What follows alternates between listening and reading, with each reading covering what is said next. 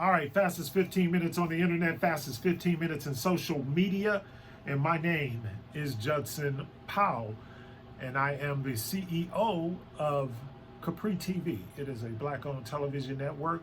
We are on the Roku channel. Please look us up. And if you subscribe, it costs you absolutely nothing. It is free. And as a matter of fact, we show free movies and free music videos all day long. So check us out, Capri TV, Kheprii, 2 eyes, so you can see. Anyway, I want to talk about the whole ex-President Trump shooting. So the whole thing with ex-President Trump, and more details are coming out, but at this recording, as I do this right now, they have identified the gunman who was, or the shooter. He's 20 years old, y'all. Thomas Matthew Crooks. Thomas Matthew Crooks. He's a 20-year-old white male. And unfortunately, he is deceased at this particular time. And, and my thoughts and prayers go out, of course, to his family, and also to, and I'm not saying, I'm just saying whenever someone is deceased, and whatever the circumstances or whatever went on surrounding this, their family has lost a loved one. So that's how I think, but everybody doesn't think like that. Okay, so I get that. Now, and I was on a national show earlier today, and this is the topic that we talked about, and so my comment was, what is a 20-year-old, or why is a 20-year-old in our society even thinking about taking an AR-15 assault rifle and trying to kill the ex-president of the United States? No matter what your political views are, no matter what you think about Donald Trump, no matter, all of that stuff doesn't matter. This is a heinous, sick act. And on two very different levels. First of all, from the standpoint of, once again, we have someone with an assault rifle at a rally, in a crowd. And how did I'm first of all, the Secret Service, you did fail, because how did he even get in there with the weapon to get into according to the reports, he was 400 feet away from the president, the ex-president. He was 400 feet away from the ex-president. How does he get that close? Secret Service. I'm just, and I'm not trying to, but there was a disconnect. There was a breakdown in the security. Okay, so now with that being said, once again, let's get back to, this kid is 20 years old. And the program that I was on, and this is footage that is starting to come out of him, while he's, from the time he's like in 10th grade, because we live in a society now where everything is recorded, everything is put online. So all his friends are now posting videos and all of this stuff of his younger years. He hasn't even lived a full life.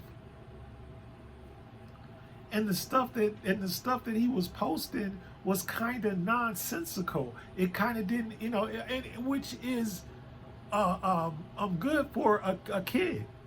That's not bad stuff for a kid, not at all. So when you look at all of this stuff, and then you're like thinking, well, so where was the disconnect? Where was this huge disconnect that happened between this playful, cheerful kid and this kid that's on top of this roof with an AR-15 aiming it at the former president of the United States, trying to assassinate him? What's going on? Which puts fuel on the fire to the conspiracy theories. And you say, okay, well, why is that?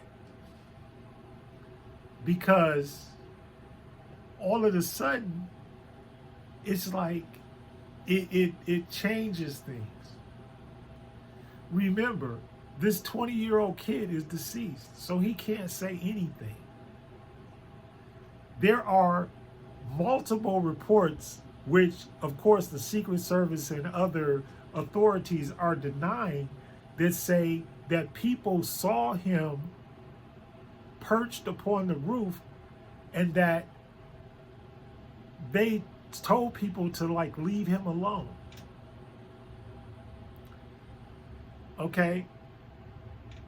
Then there is a unconfirmed report that his family was $2 million in debt, that the Crooks family was $2 million in debt. And then that debt mysteriously disappeared, allegedly,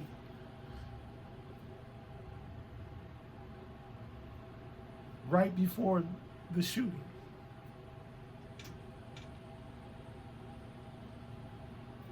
Allegedly.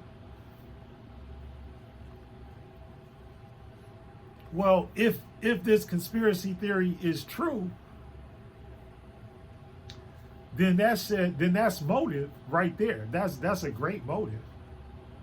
That's a really great motive. And here is the residue, or what can be expected, the reward of all of this. Because if it was staged, because people, military people and all kinds of people that handle weapons and that have been through training and all kinds of stuff, they're like, something, right after it happened, they were like, something didn't feel right. And there was even a skit on TikTok where they were like, putting like ketchup on his ear and all that kind of stuff, and then you get back up and you pump your fist up after somebody just tried to shoot you and you hear shots going off, and you're going to get back up, and the first thing you're going to do is throw your fist up in the air and be like, seems kind of phony to me.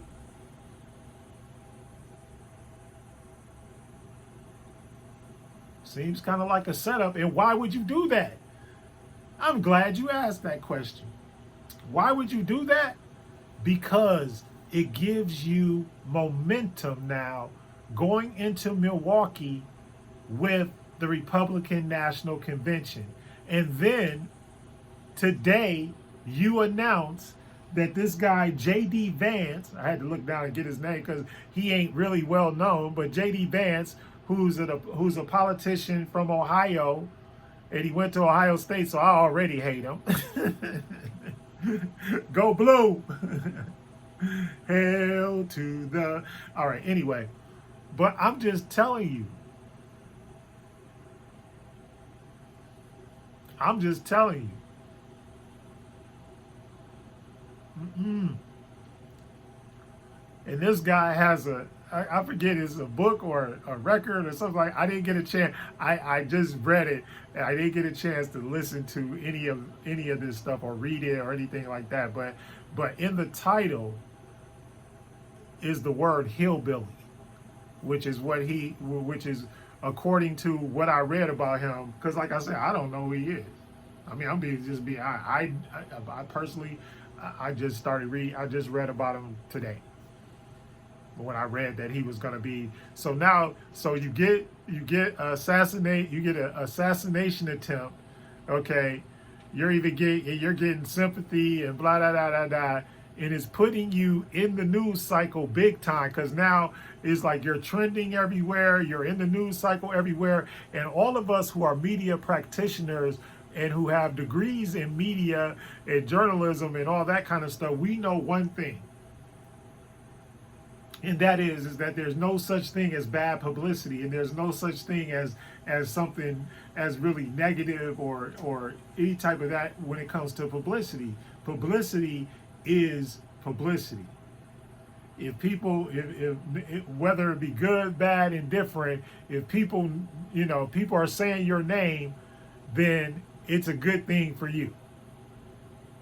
But juxtapose that to people are also now more into everything that's going on too. So things, all things presidential are now going to like magnify, especially with the convention starting. But what happens is this gives Trump a little bit of momentum going into that national convention, because it gives them a narrative. It gives them something to talk about. It gives the pundits something to talk about. Look, I'm sitting here talking right now about it because it just happened and it's fresh, right? And until something else happens that's bigger, that's going to change the news cycle, then he's going to get a lot of press. But does it change the fundamental facts about what the election is really about? Because we know that he wants to be a dictator from day one. We know that he does not want you to have body rights. He does not want you to have rights to your own body. Your reproductive rights. He does not want affirmative action. He does not want anybody that is non-white and really non-white and non-male, let's be honest, to have any type of power, position, or authority within anything to do with the government. Read the manifesto 2025, the Project 2025 Trump manifesto. That's what that is. They want to do away with education. They want to do away with commerce. They want to do away with everything.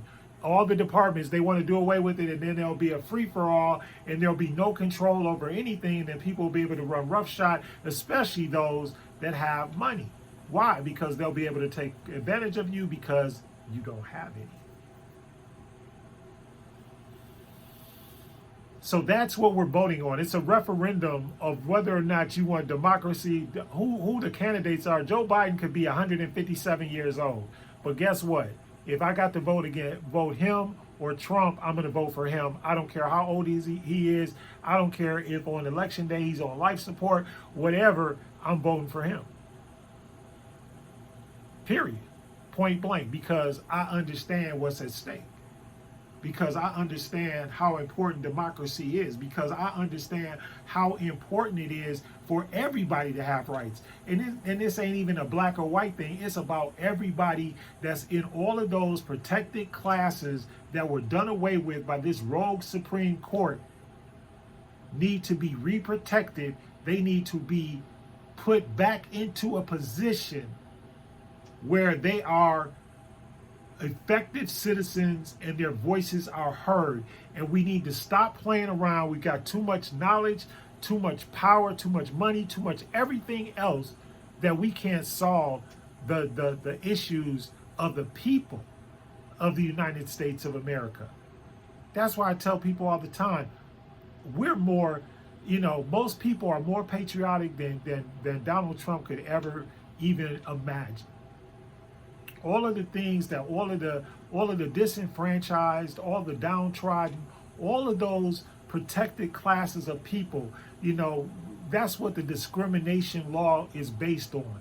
That you can't be discriminated, that you can't be locked out because of the color of your skin, because of your race, because of your creed, because of your color, because of your nationality, because of anything, your sexuality, because of anything.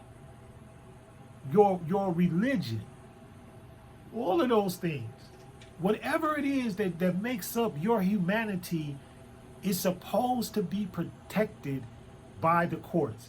You are not supposed to endure harm and punishment by the courts just because you're different or just because you believe differently. That's what America is about.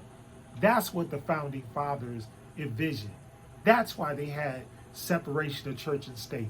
That's why they put life terms on the Supreme Court, so that they thought that these people that they put on the Supreme Court would be fair and just, honest and equitable, which right now they are not. Fastest 15 minutes is up. My name is Judson Powell. Please hit the like button. Please hit the subscribe button. Hit all the buttons, but most of all, as I always say, hit that love button. I'll see y'all later. I love you.